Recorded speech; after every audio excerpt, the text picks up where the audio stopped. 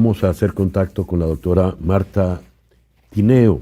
La doctora Tineo es la cofundadora de la ONG Justicia, Encuentro y Perdón.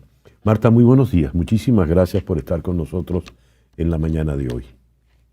Buenos días, un honor conversar con usted. Marta, de nuevo la llamada puerta giratoria. Se produjeron 13 excarcelaciones, pero con la misma, de nuevo tenemos otras personas que han sido detenidas o que están en esa condición terrible de la desaparición forzada. ¿Qué nos puedes decir, Marta?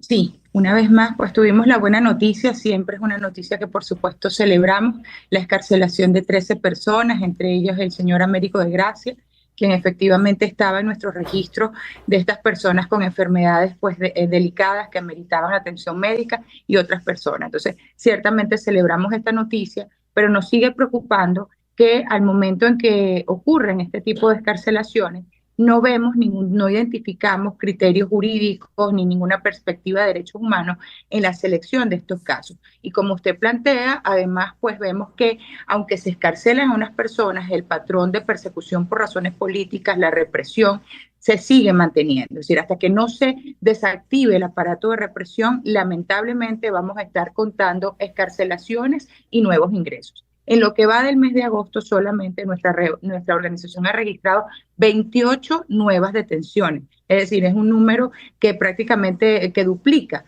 Claro. este número de 13 descarcelaciones, ¿no? Y como bien usted plantea, ahora mismo estamos en medio de una situación muy grave.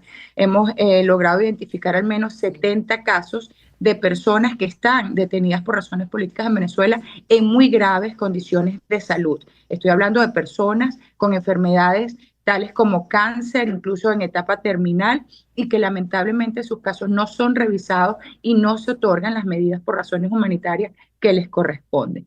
También tenemos pues un registro de más de 130 mujeres detenidas por razones políticas, al menos 4 adolescentes siguen privados de libertad por razones políticas en Venezuela, al menos 11 defensores, y cuando refiero al menos es porque, insisto, estos son casos que ha podido Ujú. identificar y documentar nuestra organización, pero evidentemente pudieran ser muchos otros casos. Personas adultas mayores, más de 17 adultos mayores privados de libertad por razones políticas en Venezuela. Sí, la situación sigue siendo muy delicada e insisto, lamentablemente el aparato de represión no se detiene y entonces seguimos contando y documentando más y más casos. ¿Cuál es el criterio para liberar a unos y dejar a otros? Si hay criterio en esto. Es que, vuelvo, nosotros no No hay. podemos, no hemos logrado en ninguno de estos procesos de carcelación identificar ningún criterio jurídico y mucho menos perspectivas de derechos humanos. Por eso decía, si tenemos a personas con enfermedades muy graves, más de 70 personas que hemos documentado esa situación muy grave y estos casos no entran en estos que afortunadamente son escarcelados, tampoco entran los 4 adolescentes, tampoco entran las mujeres, los adultos mayores. Entonces, no entendemos cuál es la lógica o cuáles son los criterios que se utilizan para estas escarcelaciones. ¿Y Y otro quién lo asunto en el, decide? Marta, perdona la interrupción. ¿Y quién decide? ¿Quién decide quién sale y quién se queda? bueno, lógico sería suponer que lo decían las autoridades Ujú, venezolanas, porque al final ujú. se trata de detenciones políticas, ¿no? Y creo que el solo hecho de que estas escarcelaciones ocurran como parte de acuerdos o decisiones políticas da cuenta de que efectivamente son prisioneros políticos, son Claro. rehenes políticos, y así como su detención es una decisión política, la escarcelación de estas personas también es una decisión política. Entonces, los criterios son los que las autoridades establezcan y la decisión definitivamente la toman las autoridades venezolanas. Perkins Rocha, quien veíamos ahí en pantalla, ya cumplió en el día de ayer un año detenido y leí el testimonio de su esposa, con quien hemos conversado en varias oportunidades a lo largo de estos trágicos meses, que dice que nunca en todo el año ha podido hablar ni siquiera una vez con su esposo. ¿Es así, Marta? Es así y lamentablemente el caso del doctor Perkins es uno de tantos que hemos documentado en esa igual y terrible situación.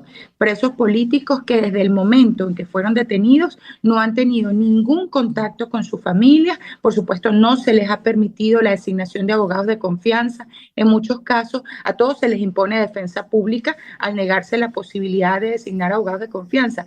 Pero lo increíble es que en algunos casos la información que tenemos es que ni siquiera con los defensores públicos estas personas han tenido ningún tipo de comunicación. Es decir, ni ellos mismos han podido hablar con sus defensores públicos. Son unas personas que están en situación de aislamiento absoluto, lo cual evidentemente no solo es una escandalosísima violación de los derechos humanos, sino que tiene implicaciones en la salud emocional, en la salud mental de estas personas.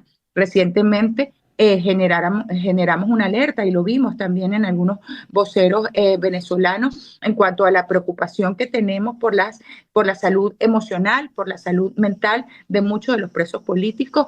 Lamentablemente hemos recibido información de algunos familiares de detenidos por razones políticas que han expresado digamos, su deseo de morir, simplemente porque ya no pueden resistir a esta situación. Entre el aislamiento, las condiciones terribles de reclusión, pues evidentemente la salud mental, tanto como la salud física, se está deteriorando de forma progresiva. Son tantos nombres de gente importante, conocida: Rocío San Miguel, Enrique Márquez, Biagio Pilieri, Javier Tarazona, Freddy Superlano, Perkins Rocha, Eduardo Torres, Carlos Julio Rojas, Kennedy Tejeda. Dios, no sabemos nada de ellos. Marta, tú que estás... No sabemos. No, lamentablemente, y además que quería expresar otra preocupación entre tantas, y es que estamos viendo un incremento en todo lo que tiene que ver con desapariciones de los presos políticos. Si bien hemos documentado un patrón a lo largo de todos estos años que luego de la detención arbitraria sigue una desaparición forzada de corta o mediana duración, lapso en el que las familias no tienen ninguna información del paradero ni las condiciones de estas personas, este patrón se ha ido agudizando en los últimos meses. En algunos casos las personas son detenidas y cuando después de muchísimos esfuerzos las familias logran tener información de dónde se encuentran, van a esos sitios de reclusión y las autoridades les dicen que estas personas van a estar incomunicadas al menos los primeros 45 días que dura la fase de investigación, lo cual obviamente viola el debido proceso, pero ese lapso incluso de 45 días, que ya es, insisto, una gravísima violación al debido proceso, se extiende por meses y, como bien lo comentaba en el caso del doctor Perkins, incluso por años. Pero además de la desaparición de quienes son detenidos, ahora estamos viendo que ocurren permanentemente traslados a diferentes centros de reclusión, traslados también arbitrarios, ni siquiera ordenados por los jueces competentes. Los mismos tribunales que llevan esas causas no se enteran de esos traslados, o sea, son decisiones que se toman, digamos, decisiones ejecutivas, son trasladados los presos políticos y las familias pierden información de dónde están y cómo se encuentran. Hemos visto, por ejemplo, la doctora Jacqueline Sandoval, esposa de uno de los hermanos Guevara, ha estado denunciando durante el último mes que su esposo y sus parientes fueron trasladados y al día de hoy no tiene información de dónde se encuentran. Pero no solamente los hermanos Guevara, sino muchos otros presos políticos han sido trasladados arbitrariamente a otros centros de reclusión y no se informa ni a las familias, ni a los abogados y ni siquiera a los tribunales en los que cursan estas causas dónde se encuentran estas personas. La indefensión total entonces, ¿no? Sí, y esto evidentemente no solamente tiene implicaciones gravísimas contra los detenidos, sino también entendemos que esto es una tortura, esto es un trato cruel contra los familiares, la agonía de no saber dónde están sus parientes, en qué condiciones se encuentran. Recordemos además que en la mayoría de los casos de los presos políticos son sus familiares los que tienen la inmensa responsabilidad de dotarlos de alimentos, de medicinas, de insumos de higiene personal. Entonces, al no saber dónde se encuentran, pues lamentablemente estos suministros no llegan y evidentemente las condiciones de estas personas siguen empeorando. Terrible, terrible. Marta, muchas gracias por estos minutos en la mañana de hoy. Gracias a ustedes por la atención. La doctora Marta Tineo es abogada y es la cofundadora de la ONG Justicia, encuentro y perdón.